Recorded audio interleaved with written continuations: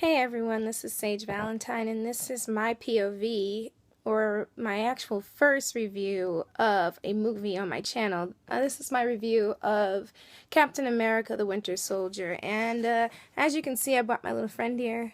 This is little Winter Soldier. I think he's absolutely adorable. I got him at Hot Topic, like, maybe a couple weeks before the movie came out, and I was like, I got it. I saw him, I was like, I gotta get him. He's adorable. He joins Loki and Bane. They have little conversations about stuff. Bane and his world domination, Loki and his glorious purpose, and the Winter Soldier trying to figure out who the hell he is. Which is exactly what the movie is about. It's basically, to me, the movie was fantastic. I loved every part of it. I loved how they didn't let us see who the Winter Soldier was until close to like the middle of the movie. So, well, was it the middle?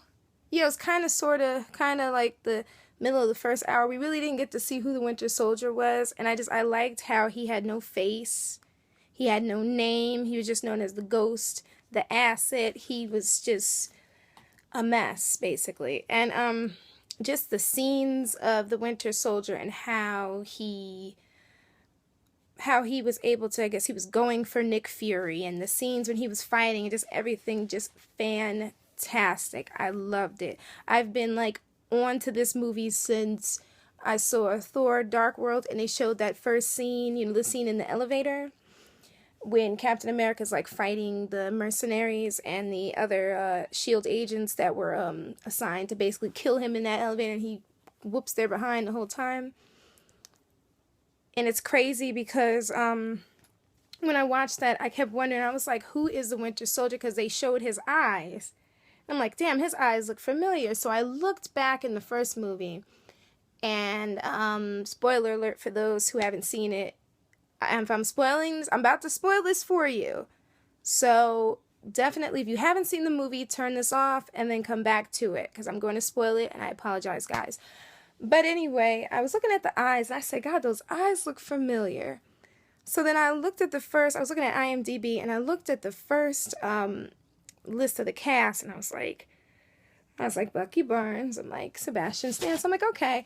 Then it showed him again in Captain America, Winter Soldier, and I'm like, and they said Bucky Barnes, so I'm looking, and I'm like, and I watched the commercial as it aired, and I guess a couple, maybe weeks after that, and I'm like, so he's the Winter Soldier. So I went into the movie theater knowing that Bucky Barnes was the Winter Soldier. Was it surprising to me? Still, yeah, because I had gotten myself so hyped up over this, and it's like, or should I say, I had become so hyped up over this whole movie, and then it was like, it still surprised me, and I was like, Bucky. So, but the way that they revealed him, though, was a great surprise, because everyone knew it was Bucky Barnes. For those who had been, you know, paying attention, you know, to the television shows, the internet, things like that, everybody knew. But the way he made his entrance, he made a serious entrance, and the way that he put that thing under Nick Fury's truck and flipped that thing over was golden, completely golden. I have not had one complaint about a Marvel movie, but this movie was my favorite movie out of all those movies. I have no complaints about it. I even love the fact of how they changed Natasha, aka the Black Widow. They changed her wig, which a lot of people think there isn't, but you could tell by the part, because like the hair is kind of thicker, that it's not her hair, because her hair is longer, and you've seen her, she has longer hair. But you could tell by that part, so she looked awesome. I liked Captain America's new suit. And then I also like how he had to go and get the old suit at the end. I loved how we were able to see the Winter Soldier's backstory. Not only the fact that he is Bucky Barnes, but to be able to see and learn what the hell they did to him. Because for those of you who watched the movie, I'm not spoiling this for you, but basically when he fell off that train in Captain America, the first movie, and he fell, we all assumed he was dead.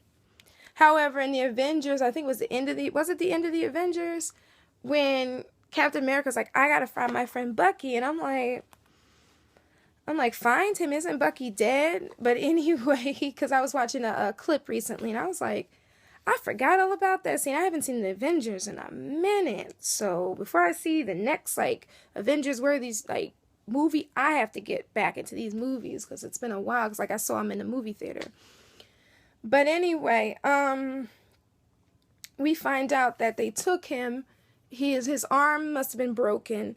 They put this metallic arm on him. That thing has like this serum or something in it that's like makes Bane's venom look like cough syrup. And it basically protects him through every single mission, to the point where I guess during different missions, they decided to wipe his mind because he started remembering things, and they wiped it so much that, like, in one scene when he leans back and puts the mouth guard in his mouth, it's like he remembers. He's like so used to doing this, to the point whereas he's like, listen, let's just get this over with. And in that one scene after Captain America talked to him, and he said, Bucky, and he's just like, who the hell is Bucky? With a straight face.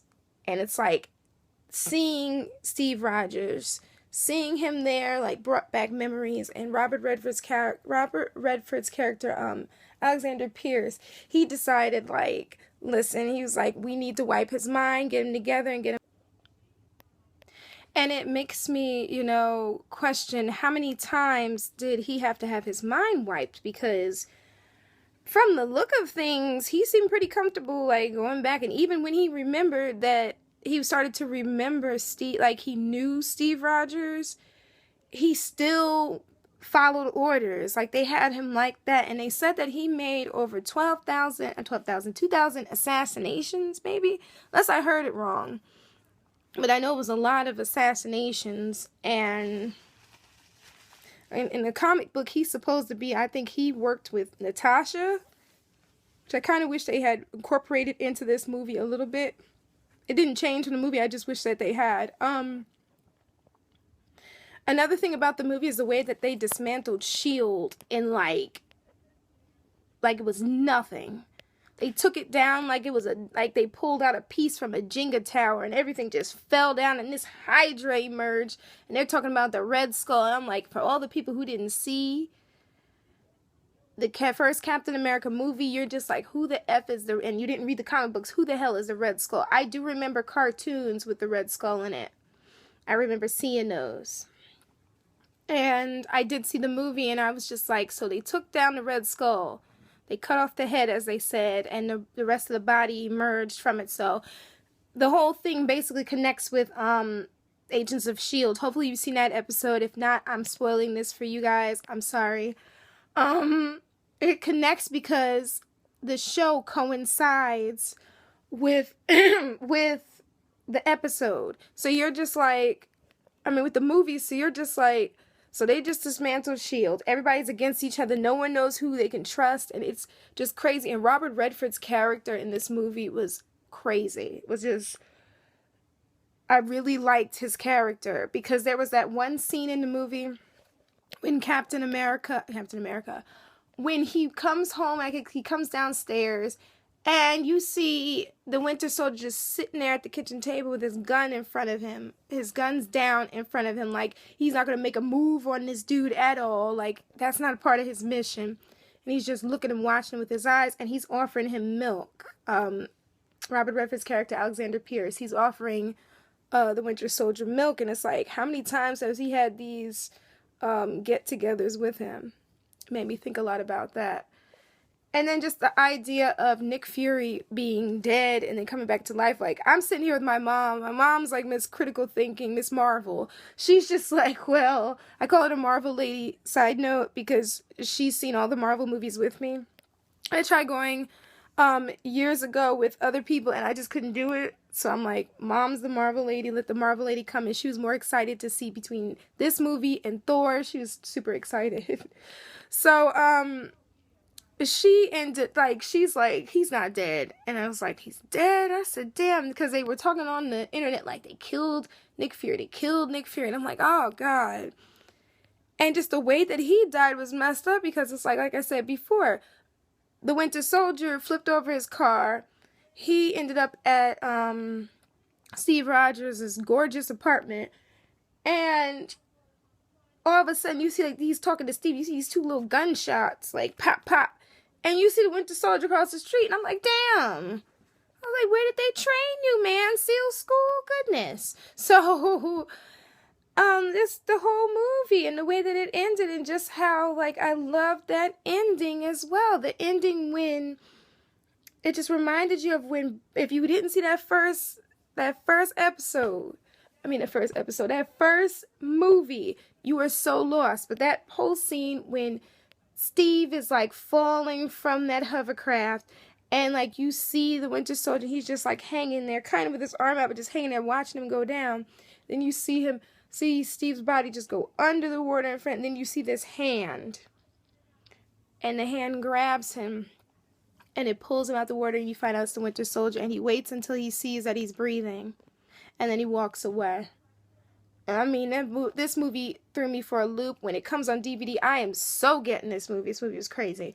And then, but the one damn part of this movie that freaked me out was seeing Gary Shandling. If you don't know who Gary Shandling is, Google him, IMDb him. He used to have a show on HBO called The Gary Shandling Show. It's a funny guy. The way his face looked, I was like, damn, Gary Shandling, how much Botox did you get, dude?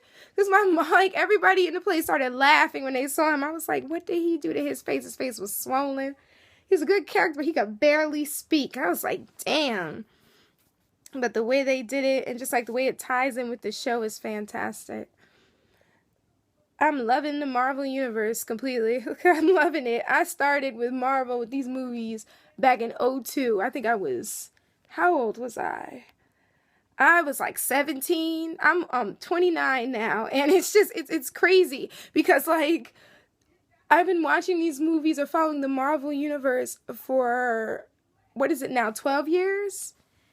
And we got another 14 years. And we have, 12 years. And we have another 14 years left.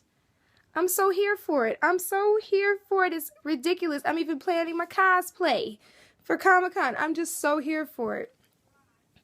Why should you see Captain America, the Winter Soldier? Because you're going to spend 2 hours and 16 minutes looking at straight badassery through the whole thing. And more importantly, you are going to enjoy yourself. It is funny, and you're going to notice stuff. And Stan Lee's little cameo is the cutest little thing. They're talking about he's not going to be in the Avengers. I'm like, what the?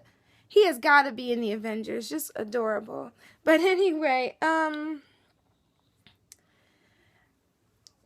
take your time and go see it. If you're not into S.h.i.e.l.D., get into S.h.i.e.l.D. S.h.i.e.L.D. is a good show. Some people say that it's slow, but it builds, and it builds, and it catches up to these movies, and it's catching up very quickly to these movies. So I think we have quite a few seasons out of this, and DC is so behind. DC's got these shows coming out. DC needs to speed it up here and catch up, because Marvel has taken it and run, and they got Disney, so Disney has us, and Disney knows how to market things, and they're doing pretty well. But anyway, guys, what am I, an advertisement for Disney? But anyway, guys, Hail Hydra, by the way. See the movie if you want to know what that is, Hail Hydra. Thanks for tuning in, guys. Stay tuned for my review of Survivor. I still have to work on that Believe review, so I apologize to all you Believe heads who are waiting for my review. I'm so sorry. I got to rewatch that episode because I kept falling this. I was so exhausted. After seeing the movie and walking through the mall, I was like, oh, I got to go to sleep. But anywho, check out my review for Believe, Hannibal, Survivor, The Following. I have a few surprises coming up in the next couple months. Just stay tuned and hang on. And I'm still on that high. I'm still happy. I really got to see that movie again. But anyway, if you like this video, definitely thumbs up. Definitely subscribe if you want to see all my other reviews and the surprises I have coming pretty soon for you guys. I'm at Sage Valentine on Twitter.com, 1,000 Heartbeats on Tumblr. I hope you can handle it, Blogger. The Truth is on WordPress. And I am writing some fan fiction for the Winter Soldier, so I'll definitely let you guys know a little bit when I get it done. If I get it done, because I'm still working on it. But anywho, guys, thanks for tuning in. This is Sage Valentine, aka Etherblade. I'm so happy for all my subscribers. Definitely, I love all of you guys. And if anyone else feels the need to subscribe, subscribe away. But anywho, thanks for tuning in. Have an awesome Monday. Enjoy it Monday. Lord, Wednesday. Enjoy yourself. And probably won't be doing my next movie review probably till Spider-Man. Yes, I love Spider-Man, and Electro is badass. I can't wait. Anywho, take care, guys. Bye. Bye. Survivor's next. Bye, guys.